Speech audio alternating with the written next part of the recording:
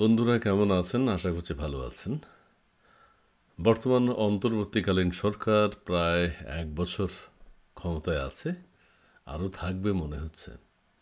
এই সময়টাতে অর্থাৎ বিগত প্রায় ১ বছর যাবৎ এই সরকার কেমন দেশ পরিচালনা করেছে, তাদের আচার আচরণ কেমন, তারা অতীতে কী বলেছে, এখন কী করছে, আগামীতে কী করবে এবং তাদের বক্তব্যকেই সেটি নিয়ে কিছু কথা শেয়ার করতে চাই। তার আগে বলে নিই, চ্যানেল 16-এর পক্ষ থেকে আপনাদের সবাইকে শুভেচ্ছা। যারা সাবস্ক্রাইব করেননি এখনও, প্লিজ সাবস্ক্রাইব করে সঙ্গে থাকবেন। যে কথা বলছিলাম, বর্তমান উপদেষ্টা মণ্ডলীর মধ্যে যারা আছেন তারা নিশ্চয়ই ভালো আছেন এবং তারা যা করছেন ভালোই করছেন। প্রসঙ্গ হচ্ছে এখন রাষ্ট্র কেমন চলছে। কেউ বলছেন যে খুবই ভালো চলছে, কেউ বলছেন চরম ব্যর্থতার পরিচয় দিয়েছেন। চারিদিকে মব সন্ত্রাস, ভায়োলেন্স, চুরি ডাকাতি, হত্যা, ভাঙচুর, অগ্নিসংযোগ, পিটিয়ে হত্যা করা, সব কিছু চলছে একসাথে। এমন নৈরাজ্যকর পরিস্থিতি স্বাধীনতার পরে বাংলাদেশে আর ঘটেনি। বিগত 10 মাস 11 মাস এই সরকার যা দেখাচ্ছে, এটাকে দেশ পরিচালনা করা বলা চলে না। আবার কেউ কেউ যারা ডক্টর ইউনূস সাহেবের ভক্ত আছেন তারা বলছেন যে দেশ ভালোই চলছে, দেশ এগিয়ে যাচ্ছে। এখন আমাদের প্রধান উপদেষ্টা এবং উপদেষ্টা মণ্ডলী সহ আরও অন্যান্য পদে সরকারে যারা আছেন তাদের বিষয়ে কিছু কথা বলবো। আমিও বলি দেশ ভালোই চলছে, দেশ এগিয়ে যাচ্ছে। কারণ আমাদের প্রধান উপদেষ্টা শান্তিতে নোবেল পেয়েছেন, সারা পৃথিবীতে অনন্য নজির সৃষ্টি করেছেন, যে কারণে তাকে শান্তি পুরস্কার দেওয়া হয়েছে। আমাদের উপদেষ্টা মণ্ডলীতে যারা আছেন, আমাদের আসিফ নজরুল সাহেব আছেন, আমাদের সৈয়দা রেজওয়ানা হাসান আছেন, আমাদের অর্থ উপদেষ্টা আছেন, আমাদের পরিকল্পনা উপদেষ্টা আছেন, আমাদের ব্রিগেডিয়ার সাখাওয়াত সাহেব আছেন, আমাদের সরকারে আরও আছেন সুজন সম্পাদক, তিনি উপদেষ্টা না কিন্তু সংস্কার কমিশনে আছেন, আলী রিয়াজ সাহেব আছেন, আরও অনেকেই আছেন। দেশ যদি ভালো না চলতো তাহলে তো এরা পদত্যাগ করতেন।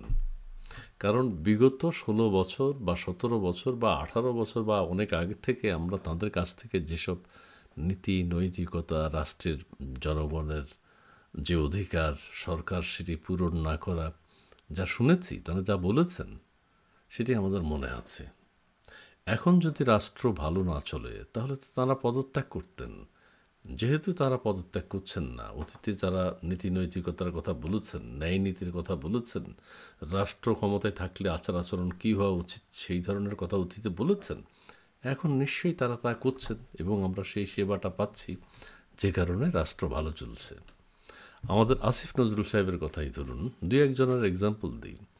আসিফ নজরুল সাহেব বিগত দিনে, বিগত সরকারের সময় আমাদেরকে যা শিখিয়েছে, আমাদেরকে যা বলেছে, আমাদেরকে এও বলেছে যে একজন মন্ত্রী এমপি যদি পাবলিক বাসে চলাচল করতেন কতটা সুন্দর দেখাতো। তিনি যদি কখনো রাষ্ট্র ক্ষমতা পেতেন তাহলে অনেক কিছু করে ফেলতেন, হৃদয় কি উজাড় করে সব করে ফেলতেন। এখন আমরা দেখতে পাচ্ছি তিনি তো পদত্যাগ করছেন না, তার মানে রাষ্ট্র ভালো চলছে। রাষ্ট্রে কেউ কেউ বলছেন যে হত্যা, ধ্বংস, ধর্ষণ, মারামারি, কাটাকাটি, অগ্নিসংযোগ, ভায়োলেন্স, মব, এগুলো তো আসিফ নজরুল সাহেব এখন দেখছেন না। বিগত সরকারের সময় এগুলো সমস্যা ছিল, কিন্তু এখন যেহেতু উনি পদত্যাগ করছেন না, তার মানে দেশ ভালো চলছে। আমাদের সৈয়দা রেজওয়ানা হাসান আমাদেরকে কত রকম মানবিক গুণাবলী সম্পন্ন কথা বলতেন, চরিত্র গঠন নিয়ে কথা বলতেন, দেশের অবস্থা নিয়ে কথা বলতেন, দেশের স্বাধিকার নিয়ে কথা বলতেন, দেশের সার্বভৌমত্ব নিয়ে কথা বলতেন, পরিবেশ নিয়ে কথা বলতেন।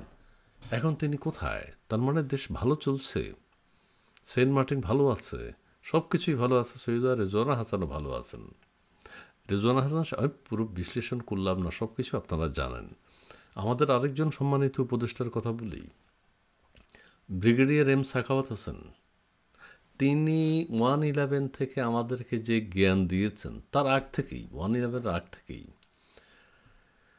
গণতন্ত্র, স্বৈরতন্ত্র, রাষ্ট্রের শিষ্টাচার, রাষ্ট্র পরিচালনা কী দায়িত্ব হওয়া উচিত, নির্বাচন কিভাবে নিরপেক্ষ সুষ্ঠু হওয়া উচিত, সুষ্ঠু করা যায়, এই সম্পর্কে বিগত 20-25 বছর যাবৎ তিনি আমাদেরকে জ্ঞান দিয়েছেন।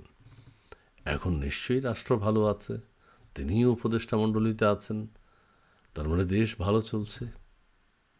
সাখাওয়াত সাহেব এখন দেশ ভালোই চালাচ্ছেন, চতুর্দিকে শুধু শান্তি আর শান্তি, সহ অবস্থান, কোনো মারামারি নেই, কাটাকাটি নেই, হানাহানি নেই। আমাদের উপদেষ্টা না, কিন্তু আমাদের সংস্কার কমিশনে আছেন আমাদের সুজন সম্পাদক বদিউল আলম মজুমদার। তিনি আমাদের কত গণতন্ত্র শিখিয়েছেন না গত 16, 17, 18 বছর, 20 বছর যাবৎ। সুশাসনের জন্য নাগরিক সুশাসন কিভাবে হয়, সুশাসন কিভাবে করতে হয়, রাষ্ট্র ক্ষমতায় যারা থাকেন তারা কিভাবে রাষ্ট্র পরিচালনা করবেন, সেগুলো তিনি শিখিয়েছেন না। নির্বাচন কমিশন কিভাবে চলবে, নির্বাচন কমিশন নির্বাচনের সময় কী ধরনের আচরণ করবে, সেগুলো তিনি আপনাদেরকে শিখিয়েছেন। তার মানে এখন নির্বাচন কমিশন ভালো আছে, আমাদের নির্বাচন হচ্ছে, দেশবাসী যখন চাচ্ছে তখন নিশ্চয়ই নির্বাচন হচ্ছে। কই সুজন সম্পাদক যেহেতু এখন কোনো কথা বলছেন না, তার মানে রাষ্ট্র ভালো আছে। আমাদের সংবিধান সংস্কার কমিশনের চেয়ারম্যান জনাব আলী রিয়াজ, তিনি আমাদেরকে আমেরিকায় বসে বসে সন্ত্রাসবাদ, জঙ্গিবাদ, সন্ত্রাস থেকে উত্তরণ, এসব নানান কথা শিখিয়েছেন, পড়িয়েছেন, প্রথম আলো পড়তে বাধ্য করেছেন। সেই আলী রিয়াজ সাহেব এখন তো কোনো সমস্যা দেখছেন না, তার মানে দেশ ভালো চলছে। আরও উপদেষ্টা অনেকেই আছেন, শারমিন মুর্শিদ আছেন, হ্যাঁ, আমাদের ওই যে আমাদের মৎস্য পানি সম্পদ যে উপদেষ্টা আছেন তিনি আছেন, ফরিদা আক্তার, তেনারাও তো অনেক কথা বলেছেন, অনেক কথা বলেছেন, অনেক জ্ঞান দিয়েছেন। তার মানে দেশ ভালো চলছে। সব কিছুর মধ্যে আমাদের আসিফ নজরুল সাহেবের কথাগুলো উল্লেখযোগ্য। বিগত দিনে উনার চাল চলন, আচার আচরণ, নীতি নৈতিকতা, রাষ্ট্রচিন্তা, সমাজচিন্তক আমাদেরকে কত কথা বলেছেন। নিশ্চয়ই তিনি এখন বাসে চলাচল করেন। তিনি বলেছেন একজন মন্ত্রী এমপি যদি বাসে চলতেন, হ্যাঁ, সুন্দর হতো। এখন আমাদের আসিফ নজরুল সাহেব মনে বাসে চড়েই ইয়েতে যায়, সচিবালয়ে যায়, বাসে চড়েই মনে হয় এক দেশ থেকে এক অঞ্চল থেকে আরেক অঞ্চলে যায় বাংলাদেশের। হ্যাঁ, তিনি তো বলেছেন বাসে চড়তে পারতেন, এখন নিশ্চয়ই বাসে চড়ছেন। তার মানে দেশ ভালো চলছে,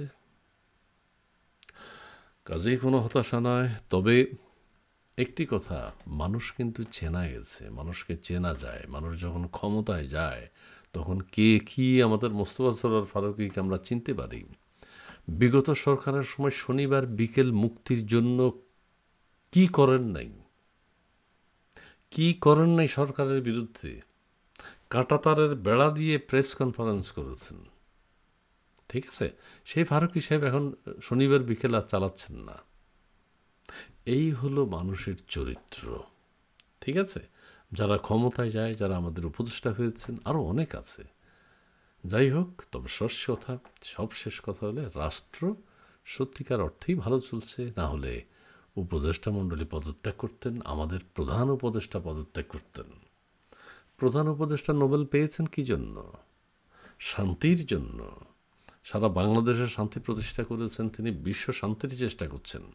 তিনি যদি বাংলাদেশে কোনো অশান্তি দেখতেন, তিনি যদি বাংলাদেশে নির্বাচন কমিশনের কোনো ভুল দেখতেন, তিনি যদি বাংলাদেশে মব ভায়োলেন্স, সন্ত্রাস এগুলো যদি চোখে দেখতেন, জঙ্গিবাদ চোখে দেখতেন, তাহলে অবশ্যই তিনি পদত্যাগ করতেন। যেহেতু তিনি পদত্যাগ করছেন না, তার মানে দেশ ভালো চলছে, দেশ এগিয়ে যাচ্ছে।